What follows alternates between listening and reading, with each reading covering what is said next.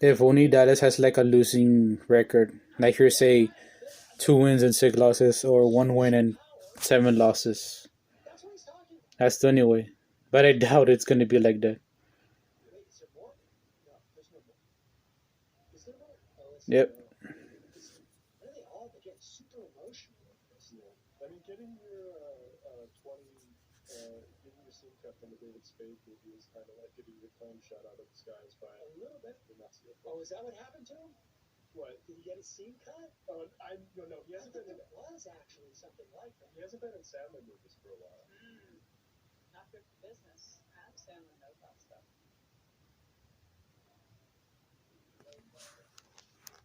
Coming your way seems to be in a veiled way from the man who signed your check. Yeah, and it requires a new set of flyers. Why would it affect you so much?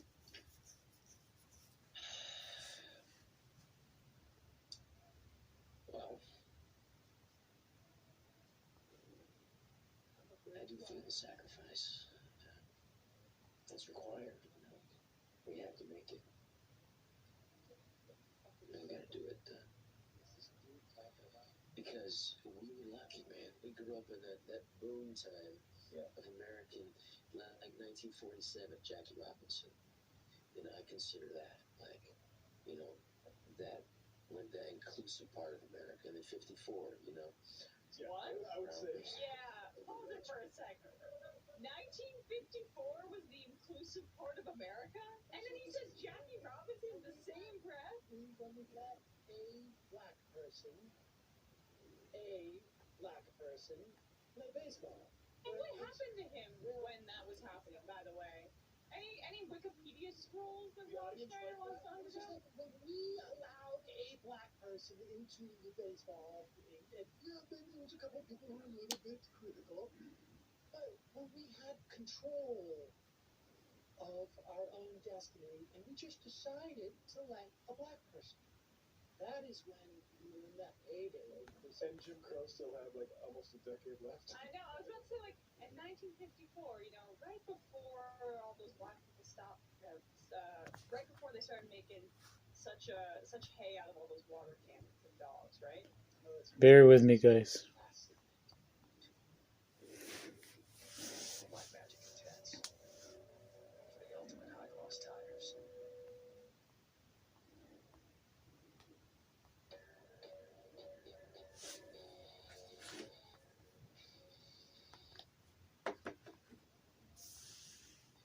Consider that No, there you go.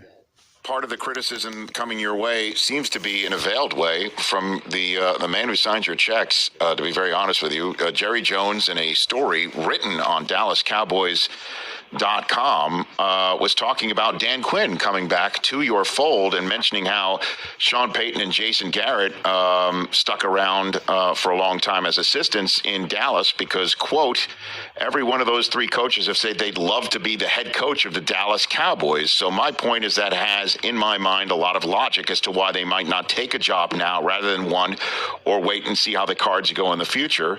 The follow-up question was kind of obvious. Like, what about your current head coach, Mike McCarthy? And the quote was, Mike knows that someday somebody other than him will be coach of the Cowboys. What do you think about that supposition, Coach Mike McCarthy? Oh, so we have an hour, correct? The floor is yours. The time's yours, as Andy Reid might say in the media. So, what do you think? Well, I think it's a number of things. I mean, I think number one, I think it's every landscape in this league is different. I've been very fortunate to work at two of the premier organizations in pro football, and they're all different. So, and I think clearly in this in this situation, the way things are done here, there's a bigger picture focus, and I've always frankly just keep it about winning, and I've always kind of taken a blind eye or blind ear to those things, but that's not the case when you work here. So I mean, I think clearly when you look at those type of comments, I think you have to understand the platform where they come from. I mean, I have an excellent relationship with Jerry Jones. You know, we talk on a regular basis about everything and anything, big picture, tight focus on what we're doing, program-wise, and more importantly, his biggest interest is, the development of our players, especially our young players. So, but when I look at the comments, I mean, the thing about Dan, Dan Quinn being here was very important to me and our organization. I think it's the reality of it is, Dan and I had visited long before he ever took a head coach interview, frankly, long before the playoffs even started, about how happy he is here, and I envy him in some ways where, as a head coach, you get pulled away from the things that really would help you advance in this league. So, I mean, the joy that he was having coordinating, he's been a tremendous asset for me, personally and professionally. Just having another individual with the experience of a head coach. So, we talked about him staying here, long before he even took the interview. Now, obviously, when he took the interview, and then this narrative broke out, I think in reflection to the relationship that Dan and I do have, he just said, "Hey, man, if I'm not comfortable with this narrative, if you really feel like I need to take one of these jobs, just be honest with him." And we kind of laughed about it, and I just said, "Dan, 10 to 12 years ago, I'd tell you, please get the hell out of here. I don't want to deal with this." But the reality of it is, I'm about winning. He's about winning. And the best thing for the Cowboys is for Dan Quinn to be here. And, obviously it was his decision, his alone. But, I clearly wanted him to know from the start of all that I wanted him here because it's in the best interest of us winning. I've been at this a long time, Rich. I understand how hard it is to win a Super Bowl, and so the best thing for us, one of the best for our opportunity to be at the forefront of how we want to do it here, it's having Dan Quinn. So as far as what happens next and all that, I think that's really just part of the landscape. Jerry's the owner, he's the GM, and I mean he's always taking a 360-degree view of everything. And I think it's like anything in life. We have a lot of one-on-one conversations. We discussed all these things. I never once felt that I was not going to be the head coach moving forward. And frankly, I've been at this long enough. That's all I'm focused on. And I think the players, the coaches, football operations is my main hold. I'm the leader of this football team, and I'm about winning. And that's all I've ever focused on, and that's all I ever will focus on. And are these narratives unusual? Yeah, absolutely. I've never dealt with anything like this. Do I wish I didn't have to come on here and answer questions about it? Yeah, no doubt about it. I wish we were talking about something else, but it is part of our landscape, and I just think keeping things real and keeping things focused, because at the end of the day, it's about the people that you're in charge of. It's about the people you coach, and most importantly, it's about our locker room. And our locker room's about winning. I love our players. I love what they bring to the table. I think the advancement we made from year one to year two was impressive. We know we have more to offer.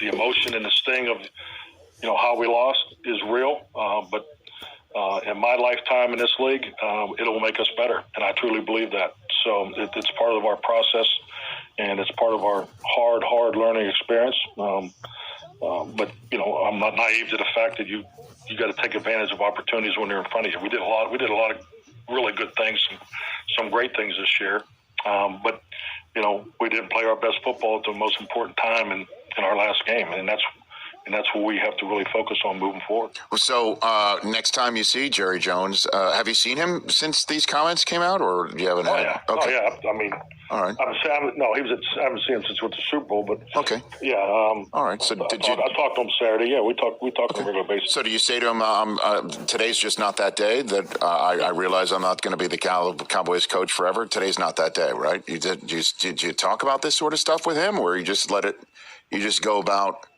your business and let him address it at some point? You know what I mean? Like, because it is unusual for an owner to say this sort of stuff, certainly about a coordinator that you have a great relationship with and has done a terrific job. I mean, so that's why I'm just wondering, do you address it directly with him at all? Yeah, no, we talked about it. We talked about Dan's situation. Okay. Yeah, definitely. We talked about Sean Payton's narrative also.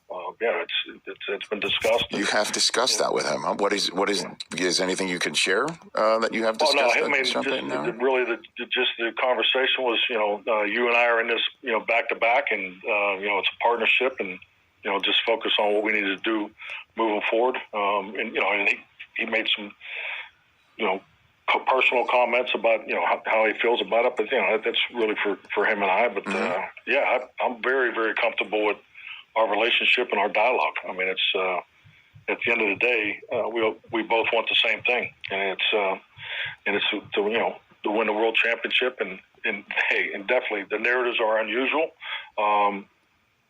but at the end of the day, I think you got to trust the relationships and the communication and the connection that you have in our leadership group. And I think we're doing everything we possibly can to build a championship team here. All right. Let's see what happens this season, guys.